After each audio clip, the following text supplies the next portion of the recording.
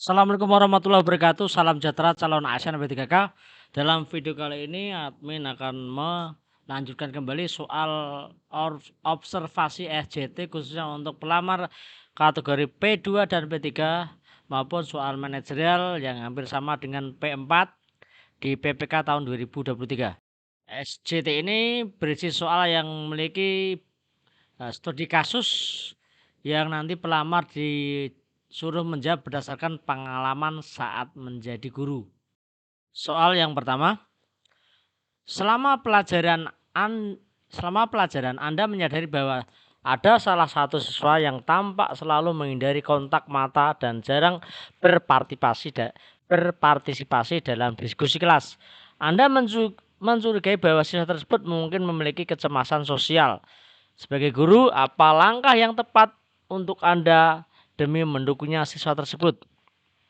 A. Secara langsung menanyakan kepada siswa di depan kelas tentang keengganannya berpartisipasi dan kontak mata. B. Anda mengabaikan perilaku siswa tersebut dan menganggap bahwa ia akan mengatasi masalahnya seiring waktu. C. Anda mengatur pertemuan pribadi dengan siswa tersebut untuk mendiskusikan kenyamanan dan kebutuhan di kelas. D. Anda meminta siswa lain mendorong siswa tersebut agar lebih aktif berpartisipasi selama diskusi kelas. Dan E. Anda secara rutin memilih siswa tersebut untuk menjawab pertanyaan di kelas agar terbiasa berbicara di depan umum.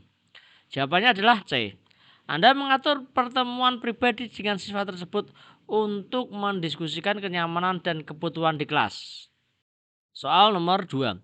Anda mengajar di sebuah kelas di mana seorang siswa baru saja pindah dari sekolah lain. Siswa ini tampak kesulitan beradaptasi dengan lingkungan baru, sehingga terlihat sedih dan terisolasi dari siswa lain. Sebagai guru, bagaimana cara yang terbaik untuk membantu siswa ini beradaptasi dengan lingkungan sekolah yang baru? A. Anda menghabiskan waktu ekstra untuk berbicara dengan siswa tersebut setelah kelas, menawarkan dukungan dan saran untuk beradaptasi. B. Anda membiarkan siswa tersebut untuk menyesuaikan diri sendiri, berpikir bahwa ini adalah bagian penting dari proses belajar. C. Anda meminta beberapa siswa yang ramah dan terbuka untuk membimbing dan mengajak siswa baru tersebut bergabung dalam aktivitas kelas. D. Anda langsung membawa siswa baru tersebut ke konselor sekolah untuk mendapatkan dukungan profesional. E. Anda membuat kegiatan khusus di kelas yang bertujuan untuk memperkenalkan siswa baru tersebut ke teman-teman sekelas. Jawabannya adalah C. Anda meminta beberapa siswa yang ramah dan terbuka untuk membimbing dan mengajak siswa baru tersebut untuk bergabung dalam aktivitas kelas. 3. Anda sedang bekerja dalam sebuah tim yang terdiri dari beberapa rekan guru lain untuk menyusun kurikulum baru. Namun tim Anda menghadapi perbedaan pendapat yang signifikan terkait dengan beberapa aspek penting dari kurikulum. Sebagai anggota tim, bagaimana Anda sebaiknya berkomunikasi untuk mencapai kesepakatan yang konstruktif? A. Anda menegaskan bahwa pendapat Anda yang dengan kuat berusaha meyakinkan tim bahwa ide Anda yang paling benar. B. Anda menghindari konflik dan setuju dengan mayoritas meskipun Anda tidak sepenuhnya setuju dengan keputusan tersebut. C. Anda mengusulkan untuk membuat atau melakukan voting di mana keputusan akan diambil berdasarkan suara terbanyak. D. Anda mendorong diskusi terbuka di mana setiap anggota tim dapat menyampaikan pendapat dengan alasan mereka sebelum mencapai kesepakatan. Dan E. Anda mengusulkan untuk mendatangkan mediator atau pihak ketiga netral untuk membantu menyelesaikan perbedaan pendapat dalam tim. Jawabannya yang paling tepat adalah iya, Anda mendorong diskusi terbuka di mana setiap kelompok dapat menyampaikan pendapat dan alasan sebelum mereka mencapai kesepakatan. Soal nomor 4. Selama pembelajaran daring, Anda memperhatikan bahwa beberapa siswa Anda tampak tidak terlibat dan jarang berpartisipasi dalam diskusi kelas. Sebagai guru, Bagaimana Anda harus menangani situasi ini untuk meningkatkan partisipasi dan keterlibatan siswa? A. Anda memutuskan untuk memanggil siswa yang kurang terlibat dan secara acak untuk menjawab pertanyaan selama kelas berlangsung. B. Anda mengabaikan masalah tersebut dan berpikir bahwa siswa akan lebih terlibat jika merasa siap. C.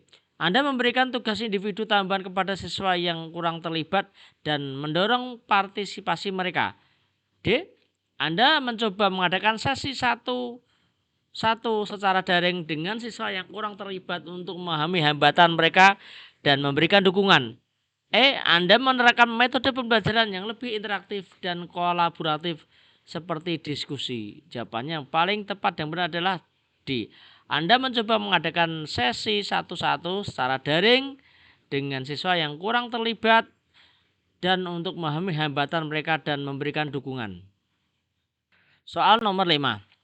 Anda menyadari bahwa salah satu siswa di kelas Anda yang biasanya aktif dan berprestasi mulai menunjukkan penurunan minat dan prestasi dalam beberapa minggu terakhir. Sebagai guru, bagaimana Anda harus mendekati situasi ini untuk membantu siswa tersebut tanpa membuatnya merasa terbebani? Anda langsung berbicara dengan siswa tersebut di depan kelas, mencoba memahami penyebab penurunannya. B. Anda memutuskan untuk tidak mengambil tindakan, berpikir bahwa siswa tersebut akan memperbaiki sendiri. C. Anda mengatur waktu untuk bertemu secara pribadi dengan siswa tersebut, mencari tahu masalah yang dihadapinya dan bagaimana Anda membantunya. D. Anda segera menghubungi orang tua siswa untuk memberitahu mereka tentang perubahan yang Anda perhatikan.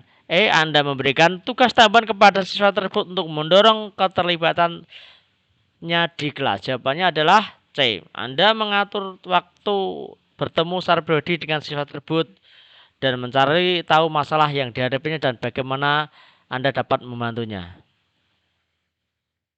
Soal nomor 6. Sebagai guru, Anda membutuhkan bantuan dari staf administrasi untuk mengurus beberapa dokumen penting. Namun staf tersebut seringkali terlihat sibuk dan kurang responsif.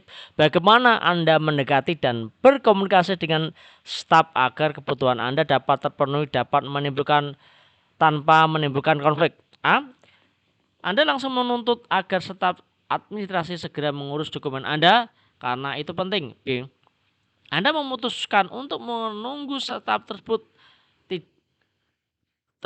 tidak terlihat sibuk dan kemudian mendekati dengan permintaan Anda.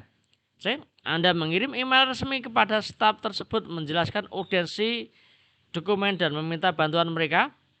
D. Anda mendekati staf dengan ramah menanyakan waktu yang tepat bagi mereka untuk membantu Anda dan menyampaikan pentingnya dokumen itu. Dan Anda memilih mengurus dokumen tersebut sendiri tanpa melibatkan staf administrasi. Jawabannya adalah D. Anda mendekati staf dengan ramah menanyakan waktu yang tepat bagi mereka untuk membantu Anda dan menyampaikan pentingnya dokumen tersebut. Nomor 7. Selama pelajaran Anda menyadari bahwa seorang siswa tampak terganggu dan sering menggunakan ponselnya. Ini bukan perilaku biasa bagi siswa tersebut. Sebagai guru, bagaimana Anda menangani diskusi untuk memastikan kelas berjalan dengan lancar tanpa membuat siswa merasa ditargetkan? Jawabannya adalah ya, C. Anda mendekati siswa tersebut secara pribadi setelah kelas dan menanyakan masalah apa yang sedang mengganggu.